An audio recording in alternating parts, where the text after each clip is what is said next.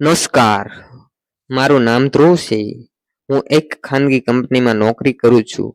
મારા જીવનમાં ઘણા મિત્રો આવ્યા, પરંતુ મારો સૌથી નજીકનો મિત્ર હાર્દિક હતો.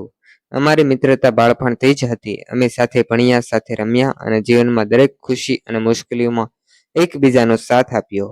હાર્દિકના ઘરે મારું આવું જવું ખૂબ જ હતું. તેના માતા-પિતા મને પોતાના દીકરા જેવો જ પ્રેમ આપતા. હાર્દિકની એક નાની બહેન હતી, જેનું નામ મિહિકા હતું. જ્યારે અમે નાના હતા ત્યારે તે બહુ જ ઓછી વાત કરતી હતી. સમય જતાં તે પોતાનો અભ્યાસ પૂરો કરીને એક ખાનગી શાળામાં શિક્ષિકા હતી. ઘણા વર્ષો પછી એક દિવસ હું હાર્દિકને મળવા તેના ઘર ગયો. દરવાજો મિહિકાએ ખોલ્યો. વર્ષો પછી તેનો જોઈને હું થોડા ક્ષણ માટે આશ્ચર્યમાં પડી ગયો. તે પહેલેથી પણ વધુ આત્મવિશ્વાસી, સંસ્કારી અને સૌમ્ય સ્વભાવની બની ગઈ હતી. તે દિવસે અમે ઘણા સમય પછી પહેલી વાર શાંતિથી વાત કરી. તેણે મારા કામ વિશે પૂછ્યું અને મેં તેના શિક્ષિકા બનવાના સપના વિશે પૂછ્યું. અમારી વાતો એટલી સહજ હતી કે સમય ક્યારે પસાર થઈ ગયો તેની ખબર જ ન પડી અમને. ત્યારબાદ હું પણ હાર્દિકને મળવા જતો ત્યારે મિહિકા સાથે પણ થોડો સમય વાત થતી. ક્યારેક અમે પુસ્તકો વિશે ચર્ચા કરતા તો ક્યારેક જીવનના નાના મોટા અનુભવ વહેંચતા. ધીમે ધીમે અમારી વચ્ચે એક સુંદર મિત્રતા બંધાઈ ગઈ. એક દિવસ હાર્દિકને ઓફિસના કામ માટે બીજા શહેરમાં જવું પડ્યું. તેણે મને કહ્યું, ધ્રુવ, હું 3 દિવસ માટે બહાર જઈ રહ્યો છું. ઘરમાં કોઈ જરૂર હોય તો જરા ધ્યાન રાખજે. આ 3 દિવસ દરમિયાન હું થોડો સમય તેના ઘરે જતો. મિહિકાની મમ્મીને બજારમાંથી જરૂરી વસ્તુઓ લાવી આપતો અને ઘરના નાના નાના કામોમાં મદદ કરતો. આ દરમિયાન મિહિકાએ મને નજીકથી ઓળખ્યો. તેને સમજાયું કે હું માત્ર સારો મિત્ર જ નથી, પરંતુ જવાબદાર અને લાગણીશીલ માણસ પણ છું. એક સાંજે અમે ઘરની છત પર બેઠા હતા. ઠંડો પવન ચાલી રહ્યો હતો.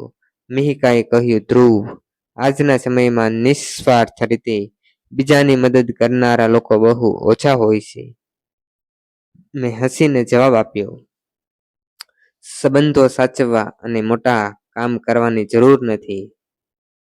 નાની નાની બાબતોમાં સાથ આપવો જ સાચો અને સૌથી મોટો પ્રેમ છે. તે દિવસ પછી મને સમજાયું કે મિહિકા મારા માટે માત્ર મિત્રની બહેન જ નહોતી. તેના પ્રત્યે મારા દિલમાં ખાસ લાગણી જન્મી હતી. પરંતુ એક વાત મને સતત રોકતી હતી કે મારા મિત્રનો વિશ્વાસ ક્યારેય તોડવા માંગતો નહોતો. ઘણા દિવસો સુધી હું મૌન રહ્યો. આખરે મેં નક્કી કર્યું કે કોઈ પણ નિર્ણય લેતા પહેલા હાર્દિક સાથે ખુલ્લા દિલે વાત કરવી જોઈએ. એક દિવસ મેં હાર્દિકને બધું સાચું કહી દીધું. મેં કહ્યું કે જો તને આ સંબંધ યોગ્ય ન લાગે તો હું મારી લાગણી અહીં જ ભૂલી જઈશ. મારી મિત્રતા તારા માટે સૌથી કિંમતી છે. હાર્દિક થોડો સમય શાંત રહ્યો. પછી મારા ખભા પર હાથ રાખીને બોલ્યો, ધ્રુવ, મને તારા પર હંમેશા વિશ્વાસ રહ્યો છે.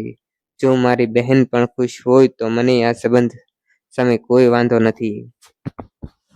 તેના આ શબ્દો સાંભળીને મારા મન પરથી મોટો ભાર ઉતરી ગયો. થોડા દિવસો પછી મેં મિહિકાને મળીને મારા દિલની વાત કહી. મેં કહ્યું, હું તને દિલથી પસંદ કરું છું, પરંતુ તારો નિર્ણય મારા માટે સૌથી મહત્વનો છે. મિહિકા પણ હળવું સ્મિત કરીને બોલી, ધ્રુવ, હું પણ ઘણા સમયથી તારી લાગણીઓને સમજી ગઈ હતી. મને તારી સાદગી, તારી જવાબદારી અને પરિવાર પ્રત્યેનો આદર મને પણ ખૂબ જ ગમે છે. તે દિવસથી અમારા જીવનમાં એક નવી શરૂઆત થઈ.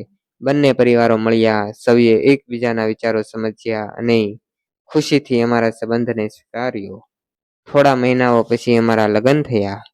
લગ્નના દિવસે હાર્દિકે હસીને કહ્યું, આજે મને મારા સૌથી સારા મિત્રના રૂપમાં એક સારો જીજાજી પણ મળી ગયો. આજે અમારા લગ્નને ઘણા વર્ષો થઈ ગયા છે, છતાં પણ અમે મિત્રતા, વિશ્વાસ અને સન્માનને અમારા સંબંધનો સૌથી મજબૂત આધાર માનીએ છીએ. જ્યારે પણ હાર્દિક અમારા ઘરે આવે છે ત્યારે અમે જૂના દિવસોને યાદ કરીને ખૂબ જ હસીએ છીએ. આ પ્રેમ કથાએ મને શીખવ્યું છે કે સાચા સંબંધો વિશ્વાસ પર ઊભા રહે છે. જ્યાં નિષ્ઠા, સન્માન અને પારદર્શિતા હોય ત્યાં પ્રેમ માત્ર બે લોકો જ નહીં, પરંતુ બે પરિવારો વચ્ચે પણ જીવનભરનો સંબંધ બનાવી દે છે. દોસ્તો, તમને અમારા વિડીયો ગમતા હોય તો ચેનલને લાઈક કરો, શેર કરો અને સબસ્ક્રાઇબ કરો દોસ્તો. Thank you.